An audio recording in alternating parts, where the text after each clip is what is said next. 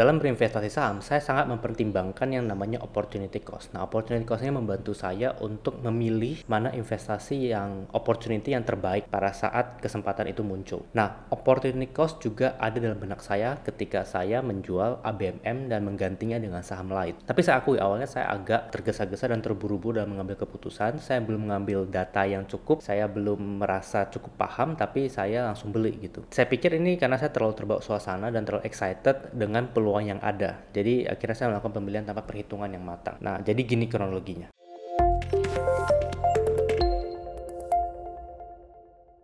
Oke, sekarang kita sudah masuk dalam Compound Uang Kecil episode 3. Jadi seperti teman-teman bisa lihat pada screenshot ini, tanggal 20 Juni 2022 saya melakukan pembelian Medco. Pertama kali tanggal 20 Juni ya. Nah, ini saya menggunakan cash yang tersedia di RDN. Jadi ini kan saat itu masih ada cash sekitar 6 jutaan itu dari dividen dan dari setoran yang kita lakukan selama ini. Dan saya langsung saya beli Medco. Jadi posisinya pada saat itu ABMM, ada ABMM dan juga ada Medco secara bersama. Nah, kenapa saya beli Medco? Jadi ini setelah saya baca laporan keuangan yang diterbitkan tanggal 15 Juni, ternyata laba Medco lompat menjadi 90 juta dolar. Sebelumnya sih 5 juta dolar, jadi naiknya cukup drastis ya. Jika saya setahunkan, maka laba Medco bisa 360 juta dolar, jadi 90 kali 4 gitu. Dengan kurs 14.500, maka laba Medco di tahun 2022 akan menjadi 5,2 triliun, jadi tinggal dikalikan saja. Di harga 665, Medco memiliki 25 miliar lembar saham, maka market caps-nya tinggal kita kalikan 665 kali 25 miliar, kita dapat angkanya 16 triliun, lebih kurang. Ini artinya PE ratio sekitar 3 kali. Nah, ini terlalu murah. Saya mencari tahu apa penyebab kenaikan laba yang signifikan ini. Ternyata Medco habis melakukan akuisisi Conoco di Maret 2022. Dan Medco juga memiliki aset tambang emas dan tembaga terbesar kedua di Indonesia, yaitu Aman Mineral. Produksi Aman Mineral pun meningkat drastis setelah masuk pengembangan fase ke-8. Saya pikir produksi emas dan tembaga di Q1 saja, seperti kita teman-teman lihat, itu sudah melebihi seluruh produksi tahun 2021. Saya pikir laba dari Medco, dari Aman Mineral ini pasti akan lebih tinggi di tahun 2022 ini. Saya pun beli saja Medco, barang bagus, harga masih murah, laba bisa naik lebih tinggi, ya sudah, seperti itu. 23 Juni 2022, saya menjual ABMM dan membeli Medco. Saat itu posisi Medco dan ABMM itu secara nominal rupiahnya sama ya, jadi sekitar 50-50. Nah, kenapa saya menjual ABMM? Karena saya mencoba menghitung kembali value-nya ABMM. Saya menggunakan estimasi yang lebih konservatif, di mana proyeksi laba saya menggunakan harga batubara itu 45 dolar. Nah, kenapa 45 dolar? Jadi gini, ABMM ini memiliki batubara yang kalorinya 3.000-an sampai 4.200. Yang 4.200 itu ada di Kalimantan, yang 3.000-an itu ada di Aceh. Nah, ini kalori yang rendah ya. Jadi kalau misalnya kalori rendah itu pasti harga jualnya lebih rendah. Nah, memang sekarang secara kalori batu baranya ABM ini dijual di harga 80-an dolar. Tapi ini kan nggak mungkin berlangsung selamanya. I don't know berapa lama bisa berlangsung. Jadi saya pakai rata-ratanya mungkin 45 dolar. Jadi saya proyeksikan labanya berapa nih di masa-masa depan. Saya hitung umur tambangnya ada sisa berapa. Jadi dari cadangannya ada berapa. Kemudian umurnya ini bisa bertahan berapa lama dari produksinya. Terus saya hitung proyeksikan labanya menggunakan harga batu bara di 45 dolar. Nah, dari sini saya mendapatkan perhitungan yang lebih konservatif, di mana value dari ABMM itu at least harusnya 2.500-an. Let's say 3.000-an lah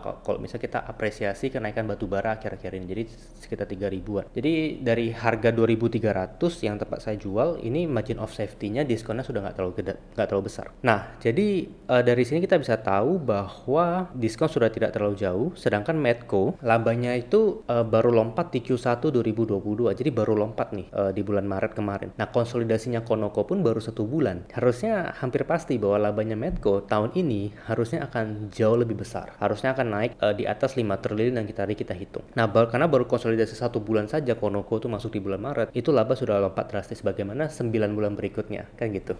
Nah, di sinilah saya mulai merasa saya tergesa-gesa ya. Jadi saya sadar bahwa saya baru melihat satu sisi baik dari Medco, yaitu lompatan labanya, tanpa mempertimbangkan skenario buruk yang mungkin terjadi. Nah, Medco itu memiliki hutang yang sangat besar. What if something happens gitu. Ini yang saya belum bisa yakin untuk menjawab. Saya menjual seluruh saham Medco, tapi masih memegang saham ABMM. Meskipun saya menjual Medco, saya tetap melanjutkan pekerjaan rumah untuk mempelajari lebih dalam soal Medco dan oil and gas. Bagaimana akuisisi-akuisisi yang dilakukan di masa lampau, beban bunga yang diambil, dan mempelajari Conoco ini aset yang seperti apa gitu. Saya baca seluruh keterbukaan informasi terkait aksi akuisisi ini dan paparan manajemen di quarterly update. Nah, kenapa saya lakukan ini meskipun cuma masuk 12 juta? Karena menurut saya ini habit yang perlu kita bangun ketika kita berinvestasi, mencari tahu soal company itu seperti apa secara detail gitu. Meskipun saya hanya masuk 12 juta di sini, tapi kan saya punya portofolio utama yang jauh lebih besar, dan kalau misalnya ternyata Medco ini terbukti memang benar-benar harta karun, ya saya akan masuk dengan jumlah yang lebih besar, bukan hanya di portofolio yang compound uang kecil ini, tapi juga di portofolio pribadi saya. Jadi selain itu saya juga kepo sih.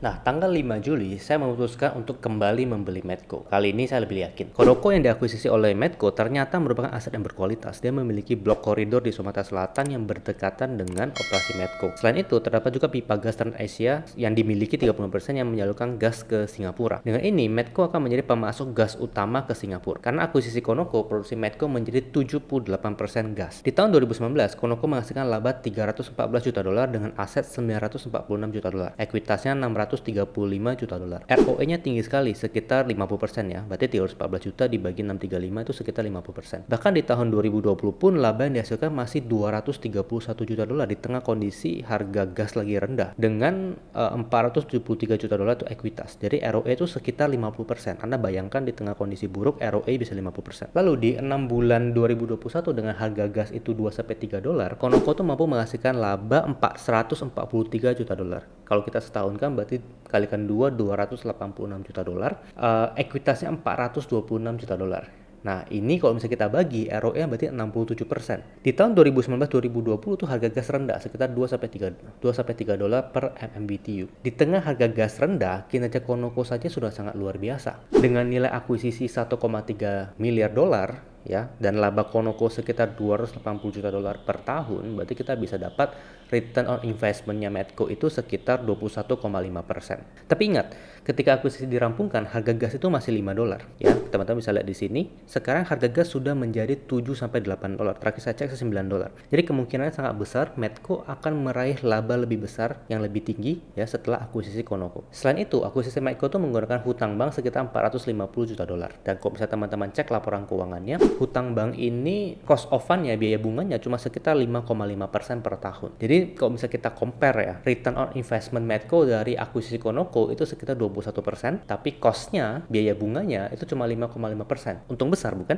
Lalu hal negatifnya apa? Nah, Medco tuh sering sekali melakukan right issue. Bahkan tahun lalu dalam RUPS ya, tahun 2021, Medco mengatakan akan melakukan right issue. Ini cukup menggantung karena right issue belum dilakukan hingga tahun 2022. Namun dalam RUPS terakhir di bulan Juli 2022 ini, Medco mengumumkan bahwa mereka tidak jadi melakukan right issue. Bahkan Agustus ini Medco kembali mengumumkan akan membagikan dividen. Jadi waktu RUPS mereka bilang mereka mau bagi dividen, terus Agustus ini mereka announce mereka akan bagi dividen lagi. Jadi dividen interim, 2 kali bagi dividen. Nah, berikutnya adalah soal harga gas. Jika harga gas ini turun, maka Medco akan terdampak karena 78% produksinya sudah gas, bukan lagi oil. Tapi penjualan gas Medco juga sudah dikunci dengan kontrak sebenarnya. Jadi teman-teman bisa lihat kontraknya Medco tuh, Conoco tuh sudah dikunci dengan kontrak, dan 40% itu harga gas itu baru akan berfluktuasi. Jadi sudah bisa dihitung lah sama manajemen. Lagi pula di sisi supply, gas dan sumber daya alam yang lain sekarang itu, especially yang hard commodity yang harus ditambang ya, itu mengalami problem yang cukup rumit sekarang karena under investment bertahun-tahun ya. Kayak fossil fuel itu sudah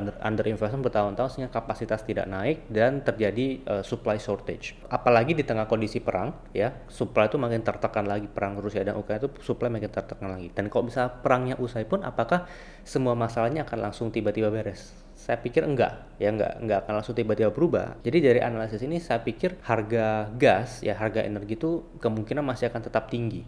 Lalu saya coba menghitung kasar saja soal laba Medco. Jika saya anggap laba Conoco sama saja di tahun seperti tahun lalu, 286 juta dolar setahun, laba aman yang merupakan laba aman mineral ya, yang merupakan porsi Medco di Q1 2020 itu 45 juta dolar. Jadinya kalau misalnya kita setahunkan, kita kali 4 itu 180 juta dolar. Nah, total dari kedua ini aja itu sudah 466 juta dolar, atau kalau kita rupiahkan sekitar 6,7 T. Belum termasuk operasi Medco dari blok migasnya yang lain. Nah, dengan harga pasar 16 triliun dan jelas-jelas Medco ini mampu menghasilkan laba at least harusnya 6,7 sampai 7 triliun. Ini terlalu murah. Nah, pertanyaannya apakah laba 7 triliun ini bisa sustainable? Ya, kita hitung dari laba Conoco ya saja ya. Dari laba Conoco di harga gas rendah 2-3 dolar aja dia bisa mampu menghasilkan laba 200 sampai 300 juta dolar. Oke, terus Aman Mineral ini itu tahun lalu kenapa rendah? Beberapa tahun terakhir kenapa rendah? Karena mereka belum develop fase baru. Nah, sekarang sudah masuk ke fase baru, galiannya lebih besar, lebih dalam. Jadi